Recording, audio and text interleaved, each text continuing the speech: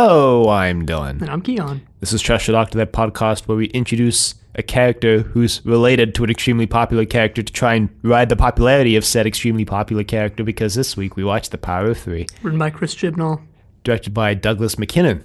And aired on September 22nd, 2012. Wow, finally a director with an easy-to-pronounce name. I feel like I've made watch that... this one just be like completely wrong, and all the other ones are spot on, correct. They're like the K and the C are silent, so it's more like McKinnon or something.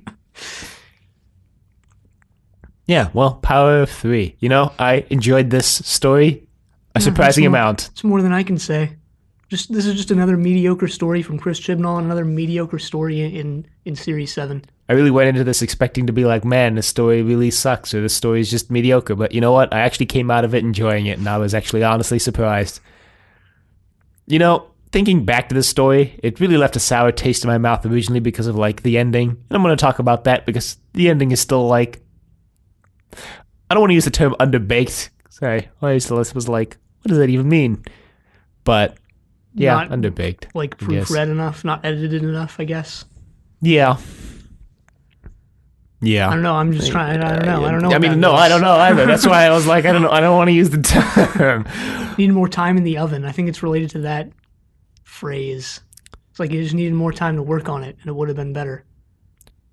No, I really don't think that's the case here, though, is the thing. And I'm going to talk about the ending. It seems pretty professionally done, the effect. I mean, because the rest of the story didn't need much special effect work or anything like that, so, really went all out at the end. Well, yeah, I want to talk about the ending when we get there, because I think the reason why I went into the story with really low expectations for my rewatch was because of the ending originally, and the ending is specifically the only thing I actually remembered about the story before watching it, so that must be saying something. Anyway, production-wise, Moffat was like, Chibnall, we want you to write a story that brings back Unit, because I want to bring back Unit.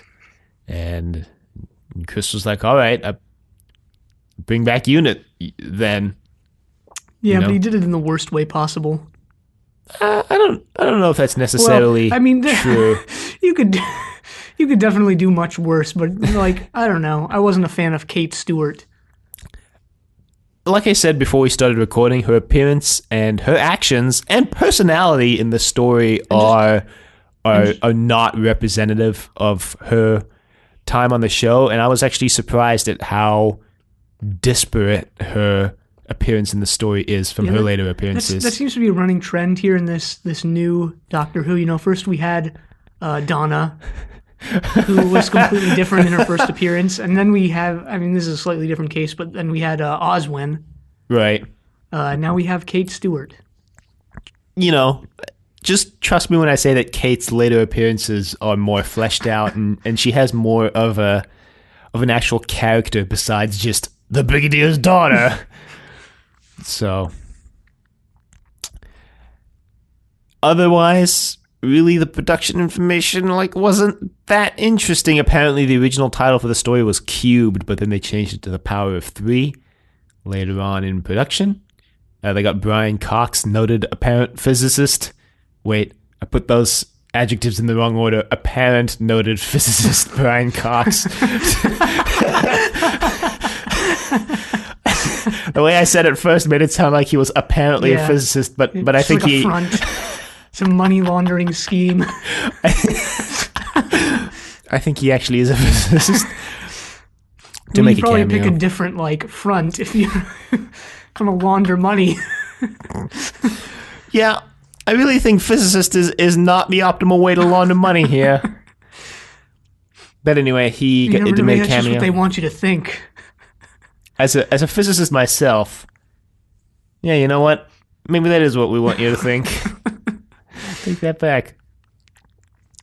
And other than that, that was basically it. Yeah, I'd be curious to know whether, because there's a lot of indoor house scenes in this. I'd be curious to know if those were actually those were houses or if they were sets. Oh, I don't know that. Those were intentional. I think I'm going to look up the exact phrase Moffat used to pitch this story. It was, the man who came to dinner, Doctor Who style. Yeah, well, that's there's literally narration from Amy in the beginning, we always traveled with the Doctor. This is the one time he came to us. Yeah, that narration was unnecessary. Yeah, this seems to be a sort of running trend. This is a good segue, actually, into in the this start of this episode. season is that they start with these sort of not forgettable, but just like strangely placed narrations. We had They did it last week, too! Yeah, they did. They did, and there's also, that one character in each of these stories who's like, did they really need to be in the episode? Like, we had Amy and Rory for the past couple weeks, and now it's like Kate Stewart, Yeah. I mean, okay. Obviously, like, they were going to bring back Unit, and like, introducing Kate Stewart here is probably a good thing, but like, at the same time... I mean, I see why they introduced Kate here, and that's because they wanted to use Unit, or Moffat wanted to use Unit as a big part of the 50th anniversary celebration, but I guess he didn't want to, like, in the 50th anniversary, be like, surprise, Unit's here! Yeah. And he also wanted to introduce this Unit-specific character he could use in that story as sort of a grounding force, and I guess this just happened to be the most optimal place to do that. Well, also Unit in the new show has kind of like sucked because there's always been like a different commander and no real recurring characters like Benton and Yates. Yeah, good old Yates. Backstabbing little... Yates got the most character development, I realized this the other day, of like basically anyone in the classic show. Yeah, like he's up there. He's up there. I mean, definitely like anyone from the first through like fourth Doctor, he's like number one. Yeah. Pretty much. I think the only other people who are really up there are like... maybe the Brig. Turlo and the Brig. Well, Turlo is later on. Yeah. I guess if you're talking 1 through 4, the Brig. Well, yeah. I guess if you're going to go entire classic show... Turlo's, up there. Turlo's up there. Still my favorite companion. I guess Tegan. Yeah. But yeah, I mean... Like, I think this is the optimal place to introduce Unit because it's a quote-unquote domestic story where, it's just set on Earth for a year and, if there's an alien invasion on Earth, who's going to respond? It's going to be Unit. Or if you're Russell T, it's going to be Torchwood. But anyway... I don't really see... Unit didn't do a lot in this story, so I could see how you could cut them, but I see why Unit is, I guess, reintroduced in this story, so to speak. Yeah, no, I wouldn't cut Unit. I just question, not knowing what happens with Kate Stewart later on and just question her. Well, Kate definitely becomes that... I mean, Unit in the Moffat era... is more of a return to the classic kind of Unit where we have a recurring commander, that being Kate, and actually multiple recurring Unit characters because we get a couple more, or at least one more, who's recurring. I read that apparently Kate was supposed to be a replacement for Martha in this story because you remember Martha joined Unit. Yeah. And I think Unit works better in that aspect with recurring characters. Yeah, it does. Kind of wish Brian joined Unit at the end of the story. I'm gonna be honest. Brian was a little Brian was a little lovable old grandpa in this story. I don't know. I kind of got annoyed with him, which takes us right to the beginning of this episode, which before we get to Brian, starts again with that text that's done in the style of like something in the shot. Where we see the word July, but it's done in like the style of a kitchen timer or just like a digital display. I liked it in this story. I think it worked better in this story than it did in Dinosaurs on a Spaceship. Because in this story, it wasn't like it was... In this story, it wasn't like it was in the shot. In Dinosaurs in the Spaceship, it looked like there was a giant rock carving that said... it was in the shot. There was a giant rock carving in Africa that said, like, Africa in Dinosaurs in the Spaceship. But in this one, it was like, you could tell that it was like clearly visual text that wasn't actually there, but it was like inspired by what was in the shot. And I like that. I think it worked. I don't think so. I do. I mean, it comes up again and again because they jump back and forth between different... Yeah, because it's the easiest way to show time, I guess, progressing. This story felt a little disjointed because of that. It's like so much time passes, but we'll get there. Anyway, Brian is like freaking out. Is he? Yeah, the doctor... Started with Rory and Amy sitting in the front yard going, we're going to have to choose between which life we want. Yeah, it does. Yeah. Don't remember Brian being in that scene at all. Yeah, he wasn't. I was skipping ahead a little bit. Why are you skipping ahead? I forgot that beginning scene. You totally forgot the scene where Rory's like, we're going to have to choose Amy. Yep. And that's like the whole driving force between their decisions in this whole story. Amy and Rory's choice. Yeah, I mean, it kind of is. It kind of is. And then the TARDIS materializes, and then Rory's like, well, we don't have to choose today. And then they leave. And then I wanted to bring up, before we get to the Brian scene, did the intro look more purple than usual to you? What?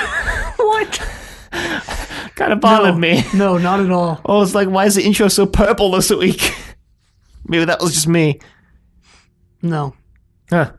Weird. I couldn't tell what the text was in the intro this week. It was like the texture of the cubes. I mean, not that you could really pick that out from the intro. I mean, having seen the episode before, I could pick that out. I was like, it's the texture of the cubes. But apparently they made over 100 cube props for this story. Why you would need that many is beyond me. Well, there were those shots with like them strewn everywhere. Yeah, but I mean, you have CG for that. I mean, they even said like a lot of the cubes were CG, but we made 100 cube props. I mean, it's like, how hard could it be? It's a black cube. Yeah. Good on them for doing that. I don't know why it's a good thing, but, whatever. And now we have the scene where Brian's freaking out. It's like, calm down, Brian. Maybe it wasn't such a good idea for you to travel. I don't know. Brian is now inundated with, like, all this alien knowledge.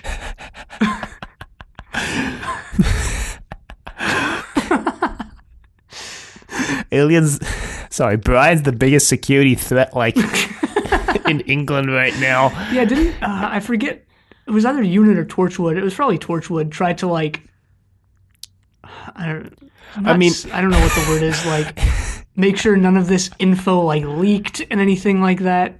In the 50th anniversary special, which is actually coming up pretty soon, so I can start to talk about it, we find out that Unit, like, abducted every former companion of the Doctor, interrogated them for everything they knew about the Doctor, and then erased their minds of that interrogation completely. So, it might be Unit, that's what I'm saying. Well, when Kate Stewart walks in a little bit, she's like, oh, with that fashion sense, must be you, Doctor. She's right. I mean...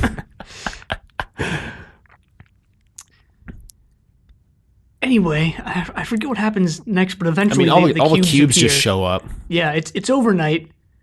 The population of the world. I mean, that's why wakes Brian's freaking out. It's because he runs to their house and he's like, and he knocks on the door and they look out the window. It's like, Brian, we just freaking woke up. You woke us up. And he's like, haven't you seen them yet? There's cubes literally everywhere. And they're like, no, we just woke up. And he's like, well, wake up because there's cubes everywhere. He's banging at their door and Rory's like, it's 6:30, Dad. What do you want? Wow, Brian must have gotten up at like 6 to get dressed and like run across town to Rory and Amy's house, I guess, at 6:30 in the morning. Shout out to Brian for being the most dedicated guy in this story. Well, we don't know if that was because of the cubes or if he was just awake anyway. I mean, the cubes materialized overnight. Maybe one just materialized on top of Brian and he was like, cube! Just get like buried in cubes. The first cube casualty. I mean, nobody dies from the cubes, so. Well, a third of the population, they get brought back, but according to our death count, they die. Yeah, that's our death count doesn't list when people get brought back. It only lists their deaths. I mean, and we also count like the Doctor who just regenerates. Yeah. I was gonna say, I'm just thinking it's kind of weird how we never hear about this whole year of cubes again on the show. Like nobody again ever mentions, hey, remember that time that we just had cubes for a year? That was a good time. Yeah, I mean, whatever. Like, it's not a big thing. Cares? I just realized now we never hear about these cubes again. But the Doctor materializes and. Well, actually, the Doctor's just looking at the cubes, and they're like, well, what are we going to do about these cubes, Doctor? And he's like, well, I don't know. And then we kind of see these shots of Unit just, like, storming into Amy and Rory's house. Rory's getting dressed to go. He's like a temp nurse, I guess, or like a night nurse. He's like a part-time. Yeah. He's a part-time position, and his whole struggle in this episode is whether or not to go full-time. Amy's struggle is, like, not even comparable because she just agrees to be a bridesmaid, which is something that, yeah, it's a couple months out, but once it happens, it happens. Whereas Also- Rory is like, if Rory becomes full-time, that's like a... Yeah, well, also, recurring thing. Amy has a new job as a journalist, really using her skills and knowledge and experience as a stripper to... Amy's gone through 3 jobs on this show. What were the 3? Well, she was the kissogram, Yeah, then she was the model in Closing Time, remember? right. Yeah, and now that she's seems a like journalist. yeah. Also, the model work continued into Asylum of the Daleks this season. Right. Well, this is 10 years... Yeah, this I is mean, 10 years. There's actually, I think it was in a town called Mercy. There's a line. It was either in that or it was in Dinosaurs on a Spaceship. There was a line that was like, that indicated this 10-year thing. Yeah, but they say it again in this story. Yeah, they make it more clear in this story, but it was just a passing line earlier in the season. Yeah. Actually, it might have been in Asylum of the Daleks. I don't remember. But yeah, this is 10 years on. Amy and Rory don't look like they've aged a day. Yeah, they really did nothing to indicate this. Like, if it wasn't in the dialogue, you know. Also, Brian doesn't look... Yeah, Brian didn't age enough. Then again, I don't know. Well, so we don't know if the 10 years was Yeah, I don't before remember- Dinosaurs on yeah. a Spaceship or not. Maybe it was. Maybe it wasn't. Who knows? We don't know if any of this is chronological either. Like, maybe this is all out of order. Like, Doctor Who's never done that, but that doesn't mean anything. this one pretty clearly leads into the next story, I think. Because at the end, they, like, choose to travel with the Doctor, whereas all the previous stories, like, they made it pretty clear that Amy and Rory were being dropped off at the end of the story, so... I think this story, at least, pretty clearly leads into the next one. We'll see. The next one looks pretty good. You know, my hopes have been ruined and dashed for every week this season. So why do you have no reason to assume next week's story will be any good? No, but, you know, remember what the Doctor says. For all they did wrong and for all their failures, you know, measure that up against all their successes and you'll still have hope. I know the Angels have been pretty crap outside of Blink, but I still have hope. Rufus coming back next week, Yeah, at least. I know. They really ruined that. Yeah, they did. With that one shot in the preview. 2, actually, but yeah, the first shot where she shows up is like super underwhelming in the preview because it's just her like turning around. Anyway, Kate strides into the building because Unit invades the Pond household. Right, and I don't know why I didn't realize that she was related to the break, because they reveal that in the next scene that she's in. Well, she says her name's Kate Stewart. Right, and I didn't put 2 and 2 together right there. Yeah, I mean, I don't think you're supposed to, and that kind of plays into, like, why she dropped the Lethbridge from a name, because the doctor's like, why'd you drop Lethbridge? And she's like, I wanted to make a name for myself. I didn't want any favors writing off my dad's good name. Yeah, that's nice, I guess. You also have to wonder, like, people know that she's his daughter, right? Like, they know. Yeah, people, I mean... She dropped the the name. People who knew the brig would know, I guess, but if you're just like a guy on the street and you're like, oh, did you hear there's a new commander? Her name's Kate Stewart. It's not like... Yeah, I guess, I mean, if you're just a regular unit soldier... Yeah. If you're just a probably grunt, wouldn't know. you're not going to know. Yeah, I guess. And yeah, I find it like, you know, the brig... I find it hard to believe that the brig wouldn't come into work super proud of his daughter Kate and telling everyone, like, look what Kate did today. Look, that's my daughter. Like, you know, the kind of guy who'd like really hype up his daughter like that. He's just the kind of wholesome guy, I imagine, doing that for some reason. I mean, considering the fact that he hypes up the doctor to literally everyone he meets. So yeah, and you know, daughter, very close. The doctor's daughter. Sildra, whatever her name was. What was it? Sir. I don't know. Sidrat. No, that was in Sidrat. I forgot what story that was from. Jenny from Doctor's Daughter? Is that what you're thinking of? Oh, I'm thinking of Doctor's Wife. Yeah, I think you're thinking of Doctor's Wife, which is Idris. Oh, Idris. Right. Yeah. Idris. Anyway. Anyway, nobody knows what the cubes are. Yeah, well, Kate strides in very confident-like, which I like. And she's all like, look, we found some Artron energy, so gonna figure out what's going on here. You must be the doctor. And he's like, that's me, the doctor. Unit science advisor for 40 years. That's me. Yeah, they also try and make you. There's this line is like science leads unit or whatever, and they try and play it off real cool, like that was a thing in the classic show that they said a lot. Well, Kate, I thought Kate said science leads unit now because the Brig was always like a military commander. So he always ruled. She says like that's what the Brig always said that. That's what my father taught me.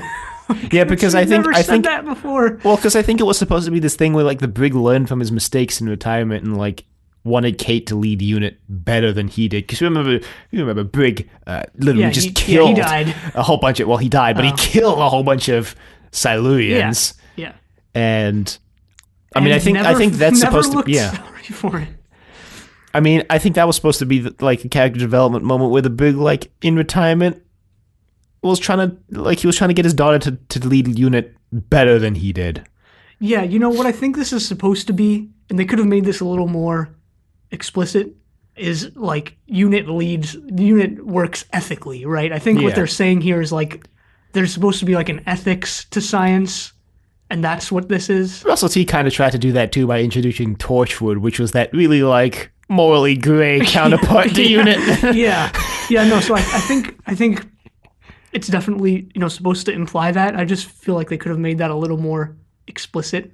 That's fair. I feel like I'm defending this story a lot because I enjoyed it, but whatever. Nobody knows what the cubes are, and people just kind of settle into daily life with the cubes. Yeah, a year passes. We get shots and scenes of like all these different news broadcasts worldwide wondering what the cubes are. And at one point, one of the newscasters is like, is this the greatest marketing scheme ever to exist? There's a shot of cubes like in front of the Taj Mahal, and the news reporter's like, it's been a week since the cubes arrived. I'm like, in a week, all those cubes will be gone. Nobody's leaving cubes in front of the Taj Mahal. Within like 2 hours, those cubes would be gone. Like the groundskeepers would clean those cubes up. Like nobody's leaving those cubes out in these famous monuments. Maybe it was just a prank. Maybe they cleaned them up. Bro. The Shaqri at the end. Just a prank, bro. We killed a third of your population, but it was just a prank. We see a shot of The Apprentice, which is another cameo where the guy's like, I sent you out to sell as many cubes as possible, and you sold the least. You're fired. I didn't realize that was The Apprentice. Yeah, it's the British version of The Apprentice. Yeah. Was that the original? Was it the original? No, I think The Apprentice I think President Trump started that show. Is that the first time we've said that on this podcast? Which is surprising since he's been in president for like 2 years. I was going to say, I think... only 6 years to go. Sure. His ticker's going to give out before then. I think his heart will give out before we make it there. Especially since he's serving fast food at his White House dinners. Since the government shut down, so nobody's making food. Anyway, I was going to say, I think The Apprentice, and I'm not sure on this, but I'm pretty confident that The Apprentice is like the one show that went from the US to Britain and not vice versa. No, Logan's Run. I guess. Bringing it back. But I mean, like, you think to these shows that are like pretty famous in America, like House of Cards, British show first. The Office, British show first. Who Wants to Be a Millionaire? British show first. Yeah, I'm pretty sure that was a British show first. So. I don't know why that was the first one that came to mind. Yeah, especially since like The Office would be. I think The Office is the most famous British to American. Because I think The Office is the only one where people like, I think the American version is, better. Yeah. I don't know. I've never watched either. I haven't watched the UK version. I've watched minimal parts of episodes, but. And I think people are surprised to find out that House of Cards was a British show first. But anyway. I didn't know that. I barely know what that show is about, so. So they, settled into life with the cubes. We get a scene of a cube behaving mysteriously in the hospital that Rory works at. Yeah, and this guy kind of gets accosted by these two nurses who are revealed to have like vents for faces. throwback to Are You My Mummy? Well, it looks like I thought this was going to be some creepy, I guess, body horror type stuff because it looks like this is like a slot for the cubes to go into. Yeah. I don't really ever do anything with that. We also see a scene of like a little girl holding a cube and it sort of flashes blue and her eyes also flash blue. Well, we find out that little girl is like a transmitter. Yeah. Like a year later in the story. I guess she just hangs out in this hospital for a year and nobody notices her. Yeah. Maybe she has a perception filter or something. Maybe. Those two nurses obviously don't. Yeah, but they have scrubs on, so, I mean, they have the masks on, too, so... the Shakri could have done a little more, because these two guys look exactly the same. I think this was the same actor. But nobody's coming into the hospital and, like, questioning the fact that maybe twins work there, right? Yeah, no, and plus, I mean, based on the few scenes we get, this seems like an emergency room type thing. Right. So, people are always rushing around. Yeah, if you're in the emergency room for a year, you might... Either you work there or you might have some more serious problems.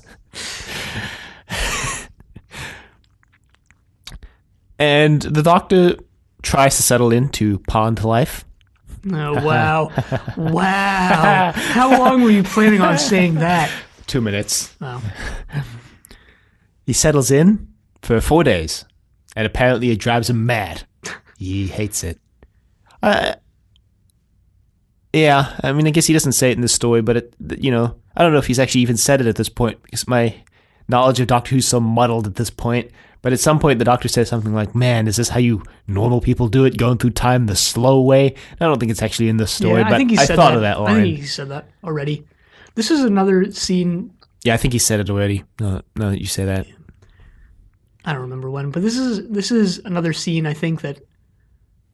it's done really strangely. It's like... the transition from, all right, now we just have to wait to the it's been 4 days thing is like in the same scene almost. Well, Amy and Rory changed clothes. Yeah, no, so. I mean, but like the music almost continues and it's done, it's a very like quick thing and that's done throughout the episode and it just feels very odd. It's very fast paced. I didn't have a problem with it. I guess this is a real tooth and claw type scenario where I check the timestamp and... There's only 10 minutes left. Yeah. I guess it could be annoying if you don't realize that, like, time has progressed, which I could see being a possibility, but... It was just hard to keep track of, like, when everything was taking place, because there were, like, minimal cues. It was just, like, a very quickly delivered line like that, or just, like, a thing on screens like, July again, and you're like, all right, so wait a minute. And, I don't know, it moves very fast. You gotta keep up with Brian's logs. Day 28, day 315. But yeah, the Doctor decides to leave, and he leaves. Apparently, Brian's been sitting in the TARDIS for 4 days watching a cube. Well, I mean, that's the thing. Also, is that's one thing this episode does pretty well. Is like Brian's life is slow. Nothing happens. He's watching the cubes for a year, and nothing happens. And the Doctor's life is scene to scene. It's extremely fast. Different things are happening. It's hard to keep up. Right. And stuff like that. Well, Doctor gets restless, and he starts vacuuming, and Matt Smith gets to demonstrate some of his mad soccer skills. I'm sorry, football. He also paints a wall. Yeah. And mows the lawn. Painting a wall. Huh. Never mind. I just remembered a poem I read years ago called Painting a Wall. I don't remember who it's by. But yeah, apparently he does all this in an hour. So bringing back that most productive hour in Doctor Who history. But then Amy and Roy are like, okay, just go. We'll watch the cubes. And Brian does a daily log. He has a cube that he films all night long. And all day long. He watches the footage on fast forward when he wakes up while he watches the cube. I guess in real time. Yeah. And he just does this for a year. Yep, this is what retirement does to you. Amy agrees to be a bridesmaid for her friend. Rory decides to take a full-time position at the hospital. Then the Doctor shows up at the wedding, I guess, or the wedding reception, and steals Amy and Rory away to go visit Henry VIII. They didn't go to Henry VIII. Yeah, they went to someone else. Yeah. They go to some hotel, which turns out there's a Zygon ship underneath the hotel. Right. And this is another part where there's very fast like jumps between different eras of time and stuff like that. Yeah, then they go to Henry VIII, and apparently Amy accidentally agreed to... Oh, this was on their wedding anniversary, actually, because Rory's like, you agreed to marry Henry VIII on our wedding anniversary. Yeah, but wasn't it also the reception for the wedding or whatever? Yeah, it was. I think they happened on the same day, which is kind of weird when you think about it. But anyway, they get back, and Brian's like, so how long were they gone? He was like, 7 weeks. Brian's like, well, this is when we get a sort of poignant moment where Brian's like, well, what happens to the people who travel with you? And he's like, well, you know, a lot of them leave. Some of them get left behind. And some of them die. Who said that? And Brian's like, I see. He's like, but I won't let Amy and Rory die. Well, he says, like, not them. He says it very seriously. It's a very serious moment where they also both look over to Amy and Rory, who are off in another part of the room. Not them. It's like, well, what's coming up? But no, I mean, like, obviously not them. They're still alive. Right. Which means the threat is still there. You know, Brian's not an idiot. I think he can see that. I think he can put 2 and 2 together there. It's kind of throwing back to, I guess, the God complex, you know, where the doctor's like, I'm going to drop you guys at home because I'm afraid I'm going to lose you guys. But, you know, and Amy's like, why do you keep running away? You know, this 10-year gap. And he's like, I'm not running away. I'm running towards you. And she's like, but it was 10 years. And he's like, yeah, but... That's pretty much right now. This episode feels like an opportunity, and I know the show is like kind of moved beyond this, but it feels like an opportunity to touch on like the doctor thinking that every day, like, life on Earth is just the best thing ever. The show has kind of dropped that idea for the most part. Yeah, I think the 11th Doctor's too impatient to think that. Yeah, I guess. But he says he's been running towards Amy and Rory. Right. I forget, there was more to that idea, but I forget what it was. I mean, that was the gist of it. He's like, you were the first face that this face saw. Oh, right. And I don't want to let you go.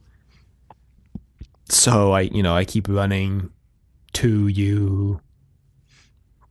That's basically the gist of it. Yeah, and this, you know, could have been an opportune moment to insert, like, you know, you two are further ahead and in terms of, you know, the experiences that I want to have, because you just have this like normal life or whatever, and I'm always like running towards that, whether I want to or not. Again, I know the show has kind of moved past this idea, right, or just ditched it. What's the difference? But I know Amy could have. I don't know. Then Amy could have retorted with like, you know, our lives aren't normal or whatever. You know, because of you, because you keep taking us out of time. You know, we don't know where we're gonna be 6 months from now. So when Rory agrees to this position to go full time, like 6 months from now or whatever, we don't know. Yeah. I don't know why he agreed to that, like 6 months out. Like, I don't know. Yeah. I mean, the other thing is, I don't know why he was asked. I don't know why the other nurse was like, look, we want you to take a full-time position 6 months from now, and not like, hey, we want to offer you a full-time position, like, you know, starting in a week or two. Like, yeah. Like, first off, who's on the payroll department who's like so disorganized it's taking them 6 months to get like that together? The real questions. Real questions here. Doctor Who needs to deal with these serious questions. Real problems of real everyday life. Exactly. Doctor Who needs to deal with real problems that real people face. You know, this Shakri nonsense, you know, cut this out of the episode. Cut all the aliens. Deal with the problems we want to see. I want a whole season that just deals with, like, I don't know, mundane everyday problems like paper cuts, paying my taxes, walking my dog. Where is that in Doctor Who? You know, honestly, after watching this episode, I know this sounds stupid and I know this is all just a joke, but like, have a Black Orchid type episode, but not even that heavy with like the guy getting disfigured and the murder and all that, but just like an extremely mundane episode where the conflict is just very low key and not supernatural in any way. I mean, only if you do it well. Yeah. It should probably just end up being But even if you enlightenment. don't, you can always rewrite those consequences and do that well. I guess. Anyway, back to the story. The cubes start acting up. The doctor gets called to the Tower of London. Rory gets called into the hospital because people get attacked by the cubes. Yeah, so Rory is just, he's doing something, and a cube opens up. Amy gets, like, The cubes kind of attacked do by a cube. They kind of do prank everybody. Yeah. Amy gets pricked and it takes her pulse. Brian starts like jumping around. Yeah. Actually, yeah, now that I think about it, they are just, like, doing the thing that would make the person freak out the most. Like, Brian has been watching this static, motionless cube for a year, and all of a sudden it just moves slightly, and he's like, oh, shoot, oh my god. My favorite is the cube that they have in the Tower of London that just plays the chicken dance on loop continuously. They have to quarantine this thing. 24 hours a day. They have to put it in a soundproof room because it's like maddening. They like see the cube through like a window and it doesn't look like it's doing anything, and they're like, what does that do? And Kate's like, open the door, and they open the door, and it's just just like on loop, and she's like, it's been playing since this started. She's like world weary. Anyway, the cubes are active for 45 minutes worldwide, and they gather a bunch of data on humans. And then they stop. And then the doctor's like, look, you got to tell everybody to get the cubes outside because we don't know what's going to happen. So make sure that the cubes go outside. Yeah, and there are these scenes of people worldwide trying to dispose of the cubes, and there's one in Rory's hospital as well. And, you got to think, they're like, Rory's sort of directing people. He's like, I don't care where you bring the cubes, just take them away from the building. And you got to think, like, the cubes are everywhere worldwide. So no matter where you take them, you're going to be bringing them closer to, like, someone else. Yeah, but I guess the point is just to get them outside so they're not, like, as long as you're inside and the cubes are outside, I guess the idea is that you're safe. Yeah, cube has 7 sides. There's 6 sides and the inside. There's like this old joke. Yeah, with how many sides does a circle have? No. It's what's the best side of a mug to put a handle? And the person's always like, well, it's also kind of a riddle, like, well, mugs are circles, so the circles don't have sides. Where do you put the mug? It's like, on the outside. Ha, ha, ha. Put the handle to the mug on the outside.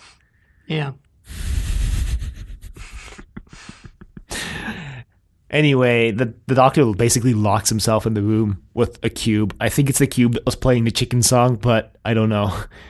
Might have been the cube that induced mood swings. Yeah, that was the most, like, dastardly cube out of all of them. Rory sends his dad to go find some surgical supplies, and he encounters the vent-faced dudes, and he gets captured by them, and Rory sees this, and he kind of chases after them, but they disappear into an elevator, and he's like, what? Yeah, kind of a throwback to whatever the second Craig story was, where the closing time or the things in the elevator, the portal or whatever. Or they go in the elevator and the portal's in the basement and stuff like that. Oh, we didn't mention that there seems to be a reference to Craig in this. It was on the Apprentice clip. Is like the apparently the guy they're talking to is named Craig. Huh. They say that. You don't see him. Maybe it's just a random guy named Craig. I don't know. How many people are named Craig? No, I'm kidding. A lot, actually. I know at least 2. It could be Craig. It could be Craig from The Lodger and Closing Time. Could be a different Craig. Yeah. Could be. The doctor. Rory goes into the portal, and we see a shot of the inside of the ship and outside, and it looks pretty cool. Yeah. I don't have anything to say about it beyond that, as usual. But we cut back. There's kind of this blue energy halo around the Earth that looks really cool. That's all I want to mention. Well, I like how this is done because you get that, and then you don't get any more on the ship until later on. So you're like, oh shoot, like something bigger is going on here. Right. The doctor and Amy I think they're just running unit around. Headquarters, and they scan the cubes to find out where the transmission source is, but then the doctor locks himself in the room with the cube. He's like, something's going to happen. The cube just opens. There's nothing inside. The doctor's like, that's kind of weird. And he goes outside, and then a whole bunch of people just start dying. Right, they're worldwide. They're watching these on video screens. The doctor's like, just should have stayed inside, away from the cubes. Because the cubes apparently release this electrical pulse that knocks out people's hearts. When people are dying from cardiac arrest. So they do this to the doctor as well. Luckily, he has 2 hearts. Yeah, I mean, the story's kind of clever in that Kate Stewart confirms that the doctor is the doctor by scanning and realizing that he has 2 hearts, but like if you hadn't known that before, that's a kind of clever way to set up the fact that when the Doctor gets hit by this blast, he doesn't just immediately die because it only knocks out one of his hearts. Well, we also get to see the Doctor operating on just one heart, I think for the first time. I don't remember. No, hasn't Matt Smith's Doctor operated on one heart before? I'm sure of this now, that like in his first season, 11th hour or something like that. Yeah, there was I think it might have been actually the 11th hour where like one of his hearts gets knocked out and he's like, one heart. Which is why in this I was kind of weirded out by Amy being like, well, how long can you operate on one heart? Because I was like, you've seen this before. Like, I mean, it's been over 10 years. And it's a singular instance of it. I guess. But the narration makes it out like she only considers herself to be living when she's with the Doctor. And the Doctor realizes that the little girl is the transmitter because Kate's the scan comes back and there's like a transmitter in the hospital. Yeah, they triangulate. The cubes start this countdown. They start at 7. And they like triangulate like where there's 7 portals to the ship around the world. Yeah. And there's one right nearby in England. It's the one Rory went through. So. Always, life. I don't know. Whatever. I don't know. I'm not going to fault them for that. No, I'm not going to either. The Doctor and Amy go through and they find to for some reason. They find a whole bunch of knocked out people in the spaceship, including Rory, and they're like, "Oh no, knocked out people!" And the Doctor gives Amy some smelling salts, like alien smelling salts, I guess. And he's like, "Those are outlawed in like 7 galaxies." Yeah, which wakes Rory right up, or maybe it was Brian. Wakes everybody up.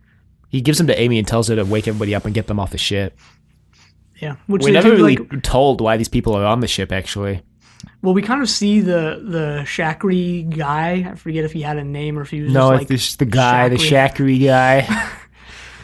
The Davros lookalike. Yeah. He just kind of like wheels into the room as Amy is like, oh shoot, is like wheeling Brian and Rory out. You can just imagine what's going through his head, like, what's going on, like, what? Well, again, we don't get an explanation for why they like kidnapped these people. And I don't have an explanation. Fine, the Shakri are very mysterious. They're very sort of ambiguous. Right. The Doctor didn't even think they were real. He thought they were just myths from a Gallifreyan fairy tale. Yeah. Which, like, I don't remember exactly who it was, what alien species or whatever, but I seem to remember there were, like, at least a couple other, like, species that the Doctor was like, I was sure that you were just a myth. And they turned out to be real. You're thinking, like, by now, like 1,200 years of space and time travel, the Doctor would, like, accept that basically everything he's ever thought wasn't real was real.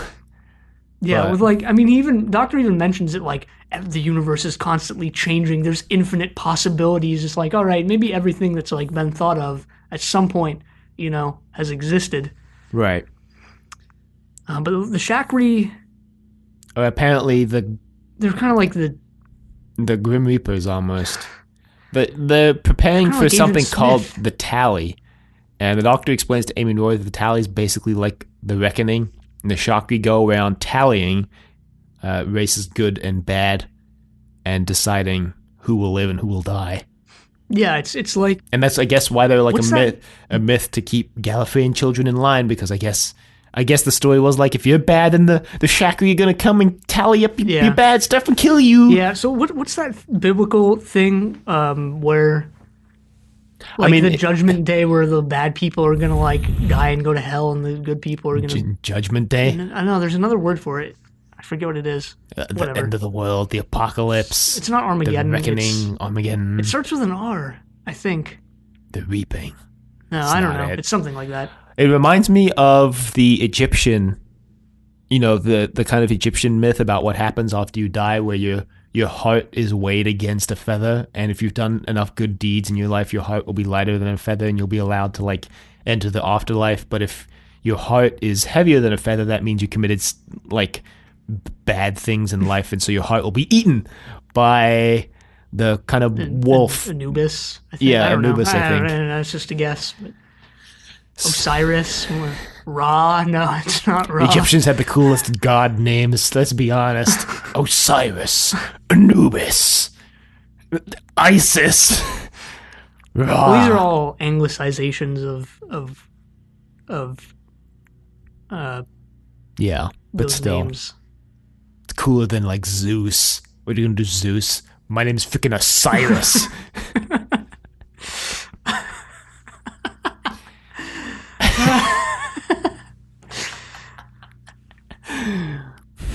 This is more of a digression, but there's a video game that's a MOBA where you play as just basically different deities and you fight against each other.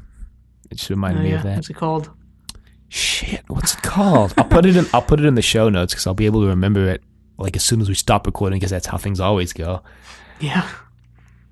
Anyway, the Doctor just basically just uses his sonic screwdriver to magic his way out of this, and this is where I was kind of like, wow, that's well, he has this whole underwhelming. I mean, he has this entire speech, which is like the bigger focus of this scene. Like, yeah, it's kind of underwhelming. That's how they solve it. But like, this thing is it's kind of nice, I guess, if you're like a humanist, where the Doctor's like, weigh all their sins against their shortcomings against their achievements and stuff like that, and you'll see that they deserve to live, and yeah, like, there's more to it as well. It's very anthropo. Yeah, it's like yeah, let's go humans.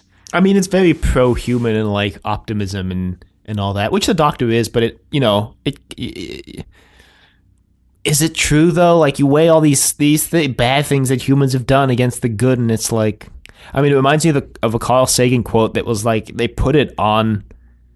I don't know if they put it on a plaque they took to the moon, but Carl Sagan once was like, there's a plaque on Apollo 11 that basically says, "We come in peace for all mankind," and he's like, how ironic is it that we declared that we wouldn't kill anybody on this lifeless rock, meanwhile we're bombing the shit out of Vietnam.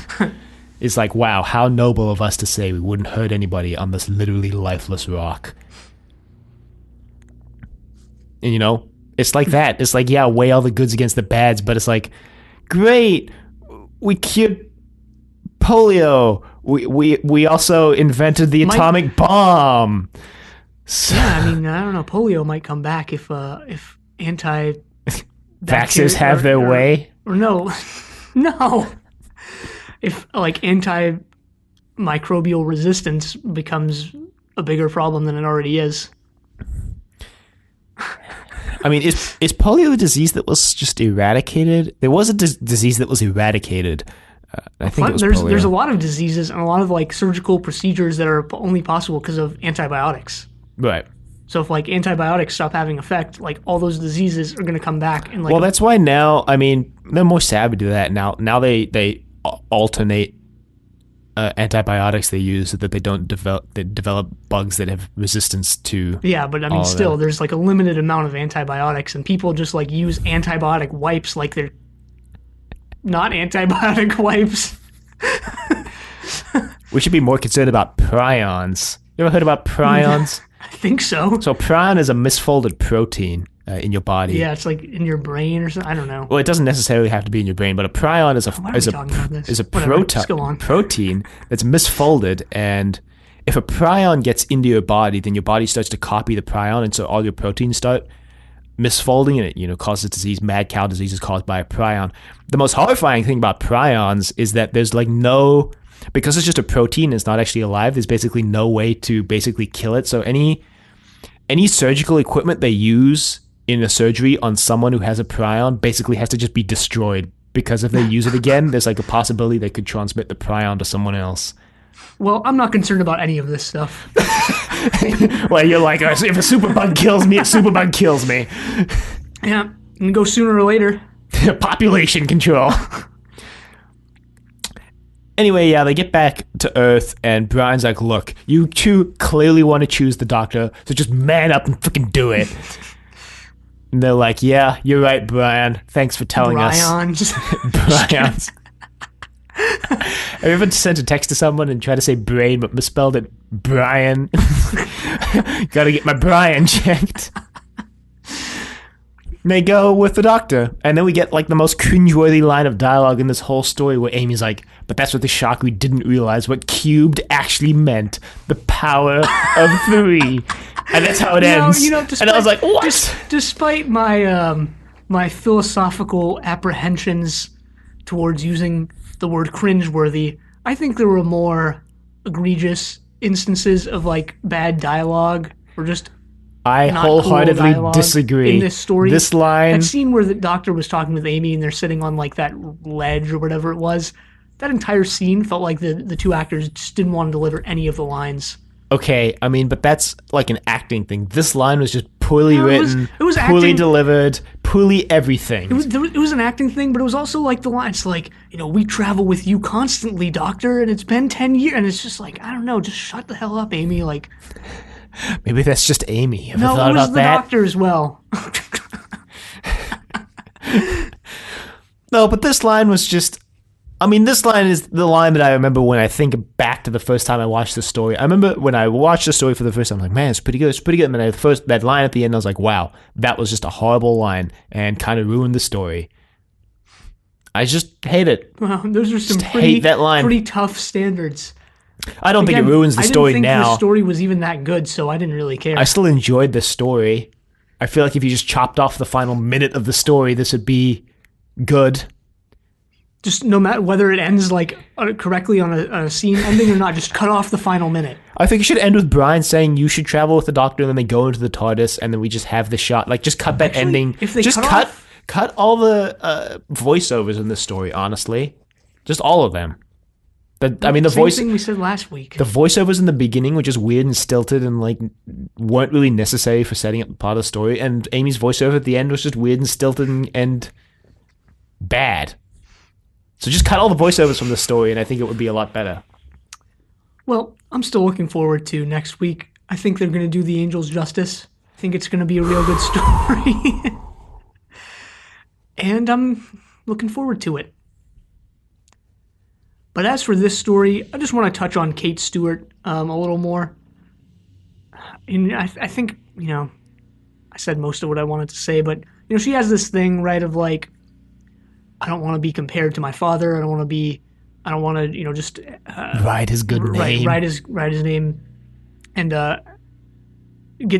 take the easy way into unit and into a high position at unit. Right. Yet, like, her character in this, and apparently, according to you, it gets better later on or more defined later on. But her character in this is entirely riding off the brig.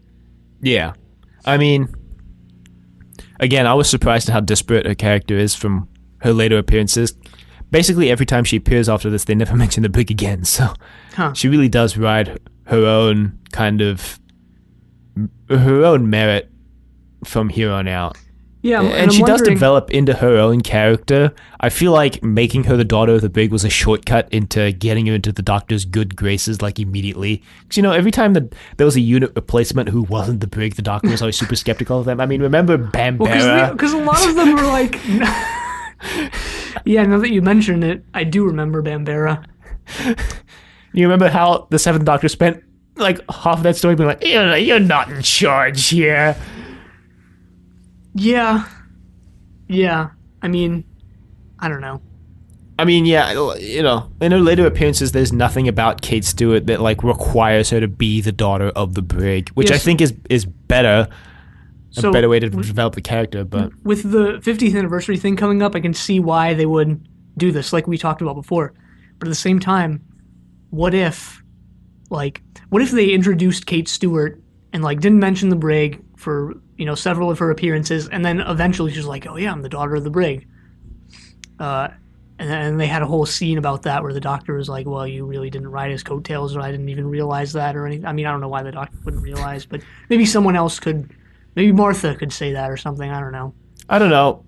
It also kind of calls into question, like, the brig never mentioned his daughter to the Doctor. Well, this is in, like, what, 2020 or something like that? Is it? Well, because it's 10 years since the Doctor first started traveling with, like, Amy. So it's gotta be, like, that's the thing, is that allegedly something. this is, like, 2019 or something based on that 10-year comment, but then you get to the 50th anniversary special where it's like, Kate knows the Doctor, and the Doctor knows who Kate is at that point, so clearly that takes place, like, after this chronologically, but, like, the date in that story is like specifically like 2015 or 2013, and it's like, what's going on here? But also, remember in this story, they're mentioning like all these sites that people have uploaded the cubes to, and Flickr is on the list. Now, I don't know about anyone else, but like, it's 2019, and I haven't heard of Flickr In years. like, yeah. So that's a bigger problem. No, it's not. But yeah, that is sort of a strange temporal Disconnect. Yeah. I mean, it's Yeah, whatever. But, okay, so why I brought this up is, so how old is Kate? Kate? She's got to be like 40 probably, which means in 2020 she was born in like 80? I mean, regardless of how old she is, which I don't care to speculate, the Doctor, when the Brig dies, there's clearly this implication that the Doctor had been visiting the Brig in his old age home when he's literally dying. Yeah. And obviously, regardless of how old Kate is, she would have been born by the time that the Brig is dying in an old age home. So that's my question is like, you know, the Brig never mentioned, hey, Doc, guess what? Man. I have a daughter and her name is Kate. What if they come at you like out of nowhere, like, you know, in later seasons, not later seasons for us, but like actual new seasons in the future of when this is being recorded. And it turns out that she's not actually the Brig's daughter because of all these like disconnects that you could have picked up on over the years.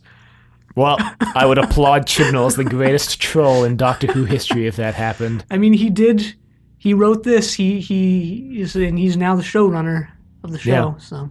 I'm kind of hoping we do see Kate meet the 13th Doctor in his tenure. I think that'd be kind of interesting. In her tenure? Yeah.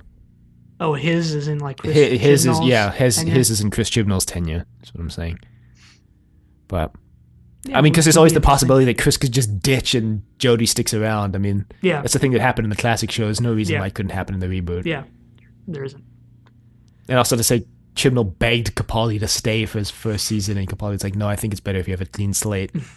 So, but yeah, no, I mean, personally, I'm looking forward to seeing Kate again.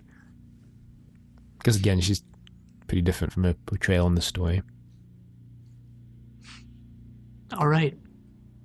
You can email us at thedoctor@decorativevegetable.com. Questions, comments, concerns, angry rants, love letters, your thoughts on Kate Stewart. You can find us on YouTube at Decorative Vegetable. You can find us on Apple Podcasts and Google Play at Trust Your Doctor. Be sure to leave a rating if you liked this show. Check us out on Facebook, Trust Your Doctor. Like us on Facebook. Also check us out on Twitter at TYD Podcast and follow us on Twitter. And next time, we're watching The Angels Take Manhattan. But until then, the end.